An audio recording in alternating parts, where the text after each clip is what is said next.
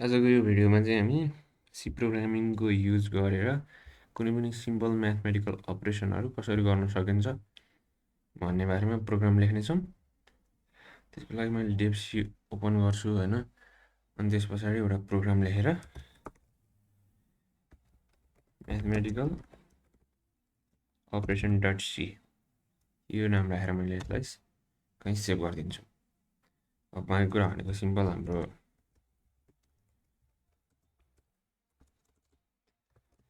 Include stdio dot H भयो हैन, अनि त्यसपछि मैले मेन फङ्सन राख्ने भएँ। बाँकी अब प्रोग्राममा हुनेछ। अब कुनै पनि म्याथमेटिकल अपरेसन गर्नको लागि भेरिएबल त चाहिएला हैन। अहिले मैले यहाँनिर म्याथमेटिकल अपरेसन मतलब जोड घटाउ गुणन भाग अनि रिमाइन्डर निकाल्ने यदि 5वटा अपरेसन हुन्छ सी प्रोग्रामिङमा। तिनीहरूको लागि इन्टिजर डाटा टाइप लिन्छु अनि दुईटा भेरिएबल ए र बी। यसको इनपुट चाहिँ मैले युजरबाटै दिन लगाए नै हुन्छ, यहीँ गर्दा नै हुन्थ्यो। अनि त्यसपछि अपरेसन भनेको पहिलो अपरेसन सम हो, दोस्रो अपरेसन सबट्र्याक्सन हो। भेरिएबलको नाम लामो लेख्दाखेरि पछि तल पनि लेखिरहनु पर्ने भएकोले छोटो छोटो राख्दा हुन्छ। अर्को मल्टिप्लिकेसन भयो, अर्को डिभिजन भयो, अनि रिमाइन्डर निकाल्नुलाई चाहिँ प्रोग्रामिङमा मोड भनिन्छ। यदि मोड राखेर यो लाइन मैले यहाँ इन्ड गर्ने सेमिकोलन सहित हैन। अब त्यसपछि ए र बीको भ्यालु चाहिँ मैले युजरबाट लिन चाहेँ। त्यसको लागि मैले प्रिन्ट इन्टर टु नम्बर्स भनेर यहाँ लेखिदिन्छु हैन। अनि त्यसपछि अब यसलाई स्क्यानएफ गर्नु पर्यो। स्क्यानएफमा हाम्रो अहिले दुईटै मतलब भयो जति सबै भेरिएबल अनि आउने आउटपुटहरू इन्टिजरमै छ, किनकि दुईटा इन्टिजरको सम पनि इन्टिजरै हुनेछ। अनि त्यसको सबट्र्याक्सन मल्टिप्लिकेसन सबै इन्टिजरै हुनेछ। अनि डिभिजन पनि यदि इन्टिजर नआउने छ भने पनि त्यसले नजिकको इन्टिजरलाई नै आउटपुट दिनेछ। अनि रिमाइन्डर भनेको मोड त हाम्रो अभियसली इन्टिजर हुने भइहाल्यो।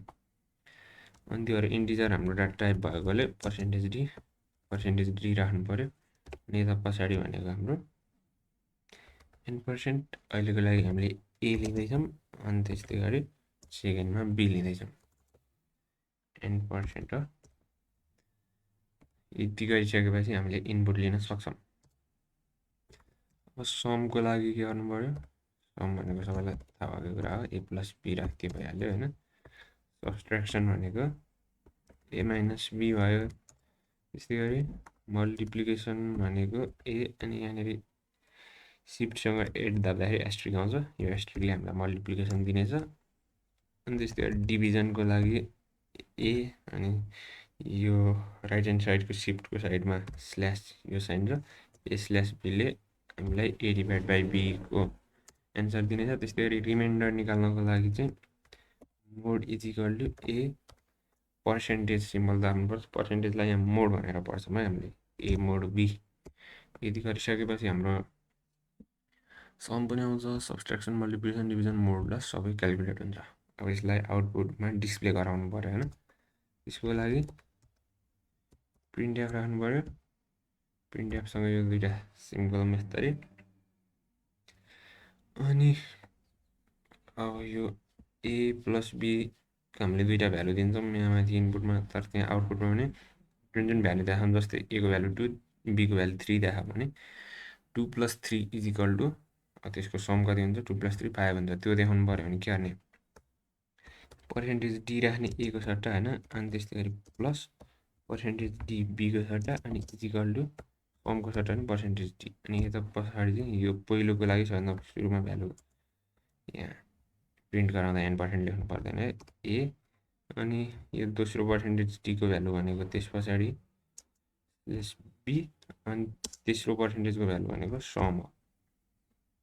यसरी राख्थ्यौँ भने यहाँ हाम्रो सम प्रिन्ट हुन्छ। पहिला मैले यतिलाई मात्रै कम्पाइल एन्ड रन गराउँछु, अनि बाँकी प्रोग्रामहरूमा बाँकी कुरामा कन्टिन्यू गर्नेछु। प्रोग्राम रन हुँदैछ, एरर नआएको भए चाँडै रन हुन्छ। अनि त्यसपछि इन्टर टु नम्बर भनेको छ, मैले अघि इक्जाम्पल दिएको 2 र 3 इन्टर गर्छु। अनि यस्तरी 2 + 3 = 5 भनेर हाम्रो आउटपुट ब्ल्याक स्क्रिनमा आएको छ। यदि भइसकेपछि मैले यही प्रिन्ट एफलाई टक्क कपी गरेर तलतिर राखिदिन्छु होइन।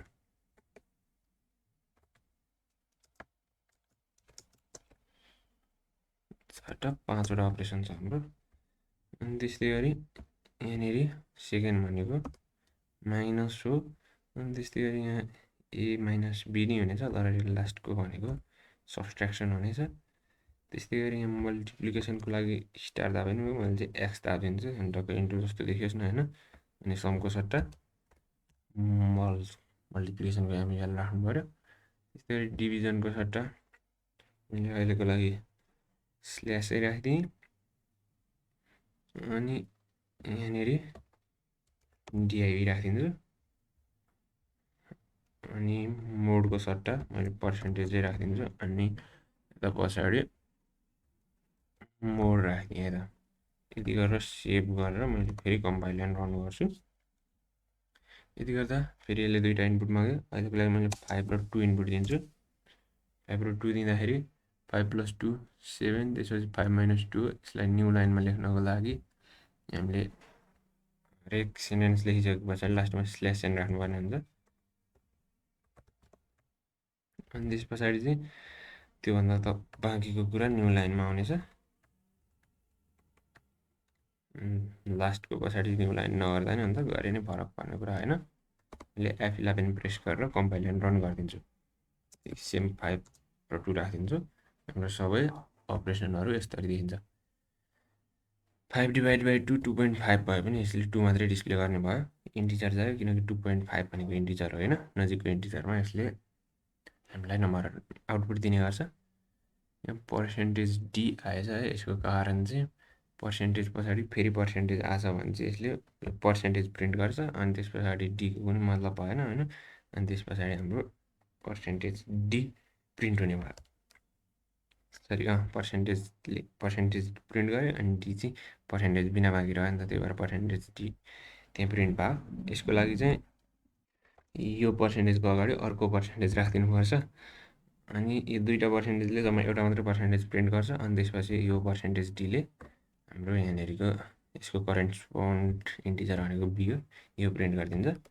मैले यसलाई सेभ गरेर रन गराउँछु है त। अब सेम भ्यालु 5 र 2 दिन्छु भनेपछि अब चाहिँ हाम्रो ठ्याक्कै पर्सेन्टेज प्रिन्ट भएको छ। अनि यसको रिमाइन्डर भनेको 5 लाई 2 ले डिभाइड गर्दा 2 2 जा 4 भयो, 1 रहने भयो। त्यो हाम्रो आउटपुट स्क्रिनमा आएको छ। यी त बेसिक म्याथमेटिकल अपरेसन थिए। यिनीहरूको युज सी प्रोग्रामिङमा धेरै ठाउँमा हुनेवाला छ, तर यो बेसिक कुराहरूको लागि चाहिँ यो भिडियो यति नै भयो। भिडियो अन्तिमसम्म हेरिदिनु भयो, धन्यवाद। यदि मन परेछ लाइक गर्नुहोस्, च्यानललाई सब्सक्राइब गर्नु भएको छैन भने